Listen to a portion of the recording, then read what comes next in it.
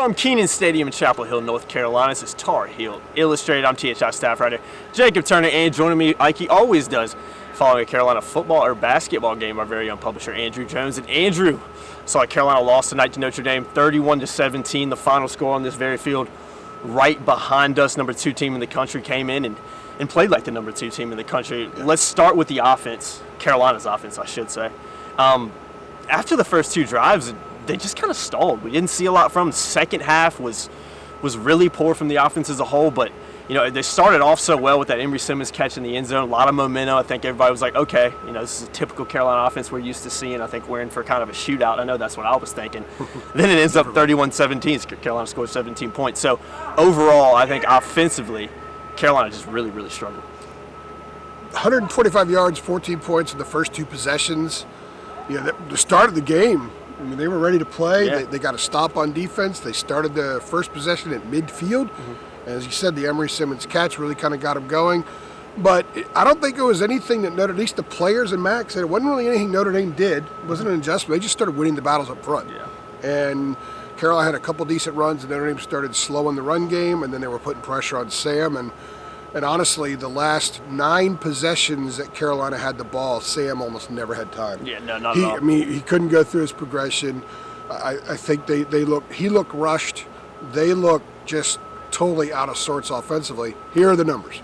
The last 9 possessions Carolina had the ball, 7 of them, they only ran 3 or 4 plays and then punted. They ran 12 snaps on the drive. They got a field goal late in the first half when they took a lead 17-14.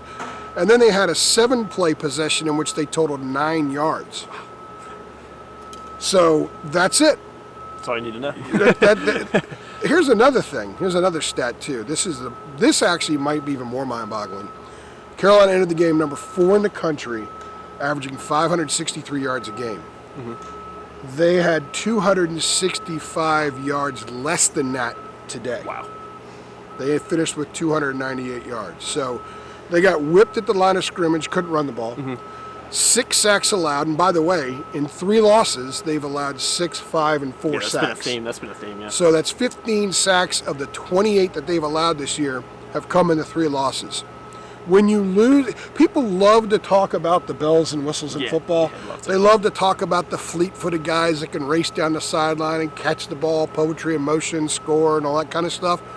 But if you don't have the guys up front that can consistently get the job done, you're not going to win as many games as people might think, and you're certainly not going to win a game like this against a team that defines football in the trenches. Yeah. Oh, 100%. We're going to talk about that in a few minutes, but this was all about the way the game supposed to be played and the kind of program everyone wants to have. Mac was even asked, is that the kind of defensive line you aspire to have? And his answer was, oh, yeah, of course it is. So when you don't have those kind of guys up front and you don't execute the way you need to up front, that's how you have an offensive performance like this. Yeah. Most of the teams Carolina plays against, it's good enough up front, and its skill positions are so good that if the line's good enough, then the skills really take over.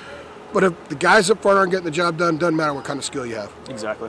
Let's switch over to the defensive side of the ball, because I think today, compared to what we've seen for a majority of the season, I think if you told any Carolina fan that Notre Dame, with less than 5 minutes to go in the fourth quarter, I should say less than 2 minutes to go in the fourth quarter, was going to have 24 points. I think Carolina fans would have been feeling pretty good about their chances of winning this game when you think about how good Carolina's offense has been this year. But defensively, Carolina played better than we've seen. They played well. The biggest problem for them, though, I think, and you'll probably agree with this as well, AJ, is they just couldn't finish plays. There was numerous plays where Ian Book would get out of the pocket, find a completion, and move the ball downfield. I think overall, defensively, it was a lot better performance. But if Carolina's just a bit quicker, has a little bit better ability to finish some of those plays, you might be having a different conversation right now. My takeaway from the defensive performance today is what we've heard about Jay Bateman when he eventually gets his guys in here and the defense, their fingerprints are all over it. We're going to see a defense that sort of dictates a lot. And we hadn't really seen that much, certainly this year. Yeah, definitely. I thought they dictated some today. Yeah. Jeremiah Gemmel told us afterward that they put in a couple of new blitzes. They used 2 of them effectively. He moved inside, and he was blitzing over the center some, and Notre Dame did have a new center. Their starting center was out. So, and they used a lot of young players. They were a little more athletic with some of those young players. They just couldn't finish plays. So they forced Ian Book to move a lot, and he looked awesome today. He did. He's a good He just made stuff. I mean, that Derek Jeter, the little flick, yeah. And I say Derek Jeter just because that was like the first guy who did it. Yeah. I like the baseball reference. Yeah, got to have a baseball reference every once that. in a while. That was a great play, and Carolina did everything you can do right on that. I mean, you got to stick with the guy, so they'll learn from that. There was a lot on the film they can learn from, but they dictated some, and they forced a lot of movement by Notre Dame's offense, and they gave up close to 500 yards. I don't know what the exact final stats were, Notre Dame's total yardage, but the fact that they got off the field enough and even forced that field goal that one time, the missed field goal. Yeah.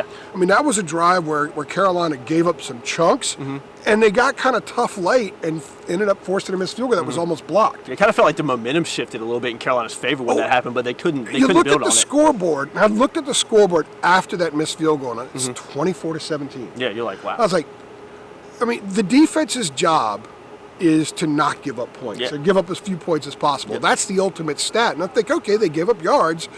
This team's still in here. If Sam hits on a big play, this is a tie game. Or maybe the defense gets a pick, and stuff happens in football, right? Yeah. So the defense gave them a chance to win. Yeah, there were moments, and there were some bad penalties. And I know that Mac wasn't too thrilled, I don't think, with the Reva Hasek offsides on that 4th and 1 situation, but you knew they were trying to draw you offsides. You got to be disciplined. Don't give the officials the opportunity to throw the flag there. I know it's hard. It's a lot harder. Yeah, when you're out there playing. When you're out there playing. But they're here for a reason, so that's something they can learn from. All in all, I think the defense grew. I think they also grew because the young guys played. They started 3 freshmen. They played 6 defensive tackles by Notre Dame's first possession of the second quarter. Oh, I know, yeah. So all the people that have been complaining when Bateman says during the week, well, I wanted to play that guy a little bit more. We wanted to get more of those guys in the game. They got him in the game. We saw that tonight. They played him. They got him in the game. So if you're going to chalk up today's game as where did they grow, and you start, itemizing those things, that's an area they grew today. So take that as a positive and move forward. Exactly. Last thing I want to touch on before we wrap this one up, AJ, Matt kind of talked about during the week that this game was a measuring stick game for this program in terms of where they're trying to go, playing a number 2 ranked team, trying to see if they can, compete against a team like that. I mean, I think it's safe to say Carolina definitely competed today. They showed that they can play with this team. Max said afterwards that there are no more victories. I think someone asked Michael Carter about this being a measuring stick game, and he said they kind of just treat it as any other game, at least from a player's perspective. But overall, AJ, from what Mac has talked about in terms of this being a measuring stick game, what do you kind of take away from Carolina's performance tonight in terms of that? Well, I agree with them. There's no moral victories. Yeah, absolutely not. Especially when you ultimately lose by 2 touchdowns at home. And I think when you look at the line of scrimmage, I think they were I think Notre Dame was 2 touchdowns better. I would agree, yeah. And then they were just a much better team in that element of the game, and that's where the games are won and lost usually. What did they get out of it? Where are they now? What do they know about themselves? I think they know that there's a lot of growing still to do. Absolutely. You need more dudes. Notre Dame's got a lot of dudes. Michael Carter did say they got a lot of guys who are going to play on Sunday. Oh, yeah. And they have a lot of guys who are going to play on Sunday who are strong, who are athletic, who are very physical, very smart, very efficient, and that's what North Carolina's trying to get to. So I think the easiest way to get there, aside from bringing in those type of dudes, is to play teams that have them, so you know exactly where you stand. So they know now. They got to be better up front on both sides of the ball. They need more guys. And if they get better up front, going back to the first thing we talked about, the bells and whistles have a better chance of being bells and whistles. Exactly. So I think that the growth from this game will come from the defensive side of the ball. I think the staff will learn a lot offensively. They've got to get stronger up front. They've got to be better at pass protection. Generally speaking, it's a good offensive line when it comes to run blocking. But college football is a passing game too. They run the air raid offense. You've got to be able to protect your quarterback. And Florida State, Virginia, and Notre Dame have 15 sacks in the 3 losses for Carolina. So you learn a lot. You take from it and move forward. You got 2 more games left to play. They have a chance to win both games. Western Carolina shouldn't be an issue next week. Then they go to Miami. Miami will be a little bit more of a measuring stick because Miami's physical and athletic. They have dudes that will play on Sunday. So what do they learn today, and how do they apply it 2 weeks from now when they go to Miami? We'll see. Yeah. This is toward the end of the second year of a program that was in shambles when Mac took over. To say the least, yeah. So some of the positives is that they did fight. They showed some improvement on defense. They played the young guys. There is talent in this program. They just need more of it. Yeah. And it was pretty clear tonight. This was adult football versus a program that's trying to become adult football. Yeah, that's kind of what I'll talk to you off camera about. Is the biggest thing for me watching it in the stands was just, I was over there doing photo and video for us, was just, this looked like a professional performance from Notre Dame. They seemed to just be in control from start to finish. It never really felt like, at least from my perspective, that Carolina was going to kind of pull away from Notre Dame and find a way to win. But cross the T's, exactly, dot the I's, and be stronger and more physical and more athletic, and that's what happened.